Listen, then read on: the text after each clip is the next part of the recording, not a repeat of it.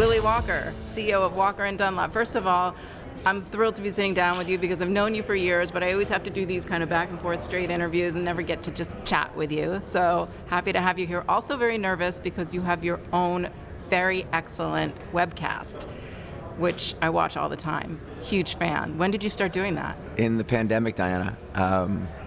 It was 2020. It wasn't like something that we had ever said, oh, we need to do something along these lines. It was that the world had shut down, and I felt we needed to talk to our customers and tell them kind of what was going on in the world. And I said to the head of marketing at W&D, Susan Weber, I said, let's do a webcast with our clients next week, and it's Friday. Maybe we wait till Wednesday. And it just totally took off. And then it just took off. Oh my God. And the thing I think that's interesting about it, just one thing, is that all of our competitor firms had webcasts, podcasts, and all of them pretty much have faded away. It's been really fortunate that we've had the staying power, B, the great guests that we've been able to bring on, and C, right now, if you look at it as a voice of commercial real estate. And you've always been so passionate about commercial real estate, which I see in every one of your interviews all the time. And so it was kind of weird for me to learn that when you got out of college and Walker & Dunlop was your grandfather's business, started in 1937, you had zero desire to be in this business. I would say negative desire. Negative, all right. Negative Why? desire. I had a real desire to go do my own thing. I had seen my dad go from college straight to working with his dad, and I just sort of felt like I needed to go do my own thing. My dad also established a rule that said for both my brother and for me, neither of us could join the family company if we hadn't done something for 5 years before doing it. He didn't want us to do exactly what he'd done. But I got out and I went to Latin America and lived in Latin America and did a ton down there for a decade. When I joined Walker & Dunlop, one of our board members said, I can't believe you're joining this small mortgage banking firm. I'd always thought that you were going to be CEO of some Fortune 500 company and traveling around the globe on your jet and all this stuff. And I turned to him, this is 2003, and I turned to Ken, I go, why can't we turn Walker & Dunlop into that? And he literally thought I was crazy. He was like, you got to be kidding me. And when the first time, just as an anecdote, Diana, the first time I actually chartered a jet and took clients to the Masters in like 2011 or 2012, I took a picture of me with the clients and sent it to that board member who didn't have really the idea that we could get there. And I said, well, we're almost there. I'm taking clients to the Masters on a jet. So anyway. So you did it. Yeah, to some degree. You should have known. They should have known. And so you did turn this into a very large company. And so we obviously have to get into commercial real estate and what the landscape is right now. We know mortgage rates are coming down a little bit next week, but we had these very conflicting economic indicators about jobs versus inflation. Give me your take on where interest rates are going and how much that's going to affect your business if it's really just this little by little by little drip. So first of all, if you'd said to me 3 weeks ago that we'd have a 401 10-year today, I would not have taken that bet. Okay, so rates are much lower today than where I thought they would be. The second thing to keep in mind is that if you go back to 1980 and the 9 Fed rate cut periods over that 40-year period, 45-year period, the ones where the Fed cuts in recessionary environment end up pulling down the long end of the curve, pull down the 10-year, pull down the 5-year. In those where it's not a recession, which is like it is right now, it does not impact long-term rates. And so as much as I'm expecting us to see at least a 25 basis point cut and then probably another 25 basis point cut, even if you take 50 basis points out of the short end of the curve, I don't expect it's going to impact the long end of the curve very much. And so I think right now at a 401 10-year, we're below where the market will be 2 to 3 weeks from now, and I don't try to predict where rates are going, but I think people are buying on the news and might sell. They might buy on the rumor and sell on the news. I think you probably see the 10-year sell off a little bit after the Fed actually announces their 25 basis point cut. They cut by 50, maybe you see it come in a little bit, but right now the rate environment, given where we were, Diana, is very positive. In the sense that a 4% 10-year Treasury or a 3.53 5-year Treasury is relatively cheap money to where we have just been. And I think that if you look at historically how you've got short-term rates, 200 basis points on top of short-term rates to get to your long-term rate, and then you add on top of that your spread, if you're borrowing at 5.5% to 6.5% in commercial real estate, you should be able to make money. Okay, because a lot of the developers I talk to are like, well, we just can't pencil this. And we talk about affordable housing. We can't pencil that. That's constantly the mantra that I'm getting. But you're saying that you actually can pencil it and make money. So the issue there is, what's your basis in the existing asset? Okay, so if you bought an asset in 2001, a building in 2001 or 2002, and you put and you bought it at a very, very low cap rate, and you put floating rate debt on it with very, very tight spreads, and now all of a sudden that floating rate debt is very, very expensive to you, and the value of the asset has come down precipitously, you can't make the numbers pencil. You overpaid for the asset in 21 or 22, and you put the wrong financing structure on it. So you're stuck. You can't make that work. And that's where we saw people walking away. Correct. But we haven't seen as much walk away, Diana, as you would think we would have seen. Why not? There was distress fund after distress fund raised, and all these people sat there and said, I can't wait, all this stuff's going to come out. And it hasn't come out. Because I remember alarm bells were ringing. We've got all this CMBS defaults. We've got all this trouble in commercial real estate. How did that turn around so quickly? It wasn't all mortgage or interest rates. It's not all interest rates. It's first of all, it's a commercial real estate is a slow asset class. People make these investments for decades and generations, not for a quick move on it. And so I think first of all, problems take time to appear. I think the other thing is that had the SVB blow up, built into a banking crisis, all bets are off on where we would have been today. But fortunately, SVB was an isolated incident, and it didn't cause contagion throughout the rest of the banking sector. So the banks have been well managed. The banks have been able to extend loans and not have to call loans. And so they've been very, very accommodative to where we were. And I think the other piece to it is that commercial real estate is $4 trillion of outstanding debt, okay? Single family is $13 trillion. Okay, so single family much bigger than commercial, and half of commercial is multi. So you have only $2 trillion of debt outstanding to office buildings, retail, all of that, hospitality, and you have $2 trillion out to residential. And you operate mostly in multifamily, a lot correct. of it, right? And 50% of that $2 trillion is with Fannie and Freddie. Right, I want to get to that. Okay, and so the issue about housing is that people need somewhere to live. They may not go to the office, they may not go to the mall, but they are going to pay their rent. Okay, so multi is held up particularly well, and multi has the great advantage of when banks might not have been lending or CMBS lenders might not have been lending, Fannie and Freddie are always in the market to provide liquidity. So I want to get to Fannie and Freddie because I should say we're at the Ivy Zelman's great annual housing summit, and Ivy Zelman is part of your company now. Correct. First of all, I'm curious, why did you buy? I mean, if you don't know Ivy Zelman, Ivy was one of the great home building analysts, right? And she was Still is, of course. She's on CNBC all the time. And she was one of the first people to call the subprime crisis way back when. I remember when she did that. And it was just, 3 years ago that she became a Walker and Dunlop company. Right. What? A couple of reasons.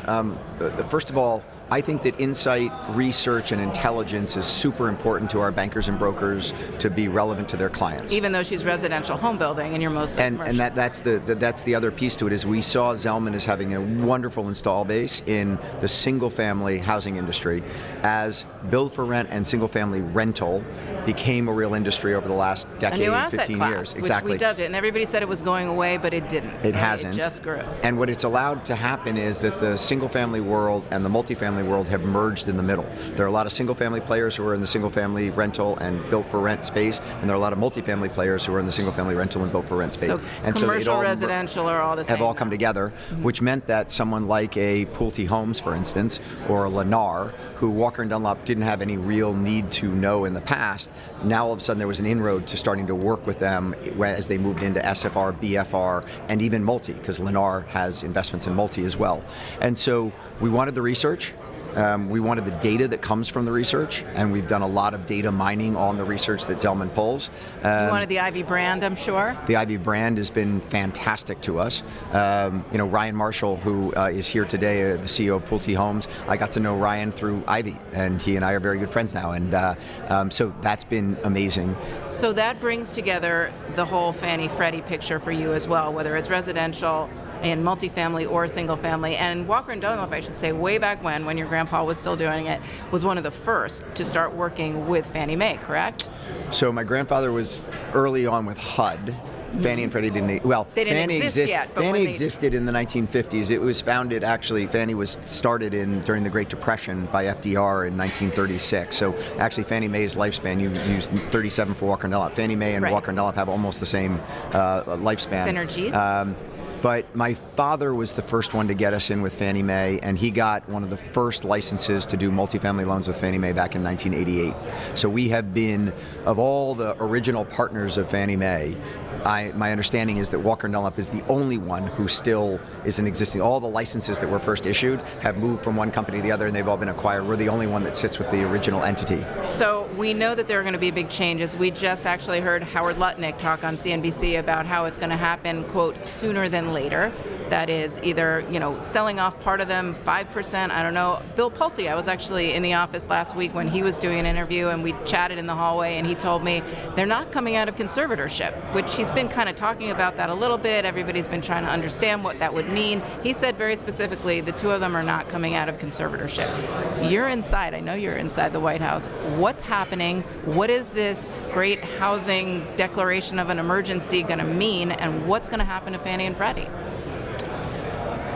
Fannie Freddie first, then the housing declaration. Just go. All of it. Fannie Freddie, look, clearly Director Pulte has a huge influence on this issue. And I should say he's the director of the Federal Housing Finance Commission, which is the overseer of Fannie and Freddie. So Correct. He's their boss. He's their boss. But I would say on that he would like to privatize them without taking them out of conservatorship. They're unique enterprises, so maybe he can do that. But if you go back and think about WeWork, Diana, everything looked great for WeWork to come out with a $60 billion valuation. Everything was great until they looked at the board of directors and realized that he didn't really have a real board, and that it was just him running everything, and the market backed away from him, if you recall. And he had to run out. So if they're still in conservatorship, is the market going to back away because it's just Bill Pulte running it? My point is that he's chairman of the board of both. They don't really have, look, I'm a publicly traded company. I have a very rigorous board that has independent directors. There's nothing independent about the way that Fannie and Freddie are being managed from a board standpoint today. So maybe they make that change and the market says it's fine, they can stay in conservatorship. I think if they want to get them private, they need to get them private and allow for the government to sell down its shareholdings over time. That would require them to set them up in a structure that gives confidence to investors that it's not just a quick hit for the U.S. government and then the government's going to go away. So that requires for the guarantee to stay in place in perpetuity. That requires for Fannie and Freddie to have certain housing goals that the market believes they're going to go after. So how much they want to sell, when they sell it, what the overall structure is, there's a lot to be determined.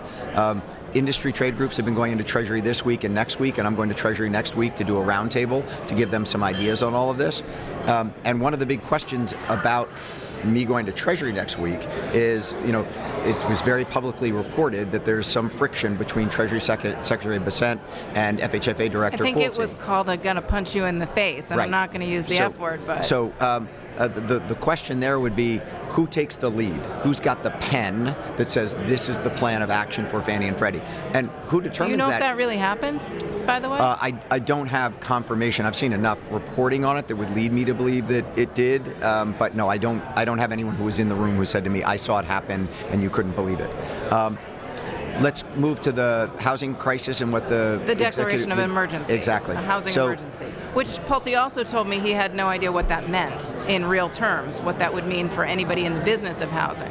So 3 weeks ago, Tucker Carlson, Laura Ingraham, and Elizabeth Warren, all in the course of a week, came out and said, we have a housing crisis in America. And if people can't invest in the American dream of having a detached single-family home and building equity through their home, we've lost the message. We've lost the hope. And when I see people across the political spectrum all saying the same thing like that, the federal government's going to step in some way. They just have to. I had hoped that Interior Secretary Burgum was going to have a little bit more success of taking federal land and either leasing it or selling it to be able to take land that today is not accessible for development and allow for it to be developed. a military base, not necessarily building on BLM land in Aspen, Colorado, which is what's freaked everybody out, but being able to take a federal building in an urban core and selling it for development. So places where people would actually want to live, because when you think of federal lands out in the middle of nowhere, you say, well, great, but does anybody really want to live there? Exactly, but the federal government has a lot of land and a lot of urban cores. Right. And a the lot fact of dead office buildings too, especially in D.C. HUD is moving out of their office building right now, and they're moving over to Alexandria, Virginia, and what's going to happen to that old building? And it does need to come down, and it's an incredible location. Who's going to step in and redevelop that? So I was hopeful that Burgum's hope to, if you will, activate the asset side of the U.S. balance sheet was going to work. It didn't. It died in the BBB, and it also died with Senator Mike Lee's legislation, which he was the only sponsor of, and the only person who dove into it. Now it looks like they're actually going to do something. The Council of Economic Advisors is very focused on it. They want to tie changes in local zoning and local entitlement and force changes to make it so you can get more density into cities across the country where people want to live, where people want to spend their lives, and tie federal dollars to municipalities that either adhere to that or don't. But what about the local zonings? I mean, I don't know about you, but I live in a neighborhood where they're trying to put up, this multifamily apartment building on the corner that would have just some low-income units in it, and the fight, the NIMBYism, the not in my backyard that's going on just in the district is insane, and I live in a very liberal neighborhood. So how is this going to work when you say, okay, federal lands, federal properties, but then you have locals? I'm not just talking about California, because a lot of developers will say, the Californication of America has already happened. It's just we don't want this kind of density. Yeah. The bottom line there is unless we change that mentality across the country, we're going to continue to have a housing crisis. When I talked to Ryan Marshall the other day and said Pulte built 45,000 homes in 2005, they built 31,000 homes in 2024. Okay, so 20 years later, and they're building 15,000 less homes on an annual basis. The only way to get a builder like Pulte to increase it is to make it so that the entitlement process is easier and that they can build more density closer in. Otherwise, we're just going to continue to get this sprawl, Diana. I mean, you look at how big Dallas is right now. People are just, their commute times are getting longer and longer and longer. So the Trump administration is looking at trying to break that. The one thing that I do know for a fact is they don't want to deal with exactly that issue. In other words, they don't want to deal with vertical issues, so they're trying to get to things like manufactured housing, which doesn't impact people's views. Okay, so manufactured housing, though, I think of it, and I don't mean anything bad by it, but I think of it as trailer homes, right? Which is exactly the same as someone who talks about nuclear power saying, I think about 3 Mile Island. We have come a long... Okay, it's not that bad. No, but it's true. You can almost get a nuclear power plant entitled quicker and easier than you can a manufactured housing community because of this stigma in local communities that I don't want a trailer park in my backyard. But if you just call a trailer home a tiny home or an ADU, suddenly it becomes a little more palatable, 100%. 100%. And so that's, I mean, the bottom line is, just going back to Pulte, third largest home builder in the country, and their average home price year to date is $570,000. You and I both know that that is not affordable to someone making the median income in America. So what we need is supply of housing that is somewhere between $200,000 and $350,000 a unit. The way to do that is manufactured, modular. And there's the ability to bring down the cost of housing dramatically and get people into single-family homes if you have changes to the entitlement laws. And that's what the Trump administration is focused on. We'll see if they get it through. I know that there are some significant meetings going on, but this is a real issue to them. This is something that the president really wants to focus on. And one thing the president, though, is not focusing on, but which is in my bailiwick, is climate resilience to real estate specifically. Now, you're obviously in the business. You see what a lot of the big companies are doing to try to make their assets, their supply chain, their personnel more resilient to climate change, but they're now not getting any help from the administration the way we saw they were just 4 years ago, and in infrastructure and that kind of development toward climate resilience and the energy transition. All the IRA stuff, infrastructure, Jobs Act, all kind of going away. How is that going to affect your business going forward? So the issue is people are going to live where they want to live, and people are going to live where there are jobs. So one of the challenges we have is you look at the high growth markets in America today, and they have two things. They have great job growth. They have three things: great job growth, low taxes, but climate issues. I mean, Phoenix, Arizona. Like, I sit around and look at who would ever want to live in Phoenix, Arizona. A lot of people want to live in Phoenix, Arizona. But it's so hot. hot. It's so hot, but people love it. And I talk to my colleagues who live in Phoenix. And they're I say, losing their how water. Can you live there? They And they got no say, water. it's all great. I live in like a hermetically sealed environment, right? Florida, some investors have sort of redlined Florida and said, I don't want the exposure to the environmental risk in Florida, except thousands and thousands of Americans are moving to Florida. They want to be in Florida. So I would say to you that what's going to come out of all this is whether the federal government continues to support it or have policies that make it so that the environmental issues around it are dealt with or not dealt with. Private capital is going to continue to invest where people want to work, shop, live, and play. It's going to. And as a result of that, they will pay a premium. People who want to live in California are paying a huge premium from a taxes standpoint, from an insurance standpoint, to live in California. Why? It's an incredible place to live. It's beautiful. It's gorgeous. I was there last week. People want to live in Florida. People want to live in Texas. So I'm not too worried that as the federal government pulls back on its sort of support of environmental policy, that there's going to be a problem as it relates to the development. The final thing is we're going to have seawalls built in places where there is density.